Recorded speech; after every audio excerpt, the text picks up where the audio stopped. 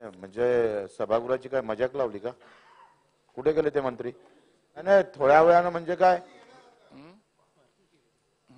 मंत्री एवढा मोठा त्याचा सगळा वाजागाजा असतं, सगळ्या यंत्रणा तुमच्याकडे असतं आणि आमच्याकडे यंत्रणा असताना आम्ही हजर राहतोय आणि तुमच्याकडे बंगला आहे, सगळं आहे, गाडी आहे, घोडा आहे, कर्मचारी आहे, अधिकारी आहे. कुठे गेले ते?